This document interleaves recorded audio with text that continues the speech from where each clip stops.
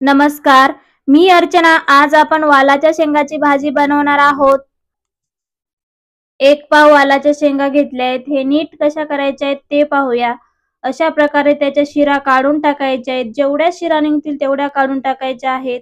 मध्यभागी असं खोलून बघायचं, कारण किडलेले वगैरे असतं. असे 2 भाग करायचे आहेत. अशा पद्धतीने हाताच्या साहाय्याने छोटे छोटे तुकडे करून घ्यायचे आहेत. तुम्ही चाकूने पण कट करून घेऊ शकता. कढईमध्ये तेल गरम होण्यासाठी ठेवलेलं आहे. यामध्ये बारीक करून घेतलेलं लसण टाकून घेऊया.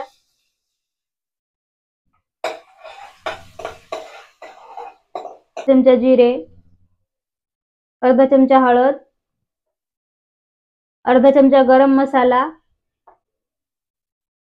1 चमचा मिरची पावडर परतवून घेऊ.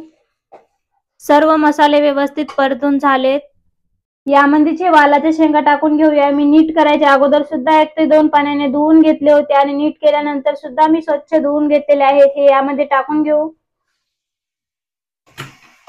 मिक्स करू.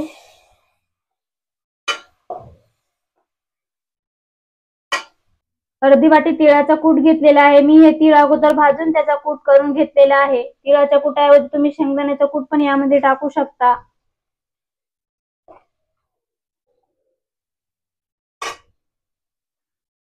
चवीनुसार मीठ, वरून बारीक चिरलेली कोथिंबीर आणि थोडंसं पाणी. पाणी न टाकता मीडियम गॅसवर झाकण ठेवून वाफेवर पण ही भाजी शिजल्या जाते, पण मी इथे थोडंसं पाणी टाकलेलं आहे. झाकण ठेवून 3 ते 4 मिनिटं ही भाजी शिजवून घेऊयात.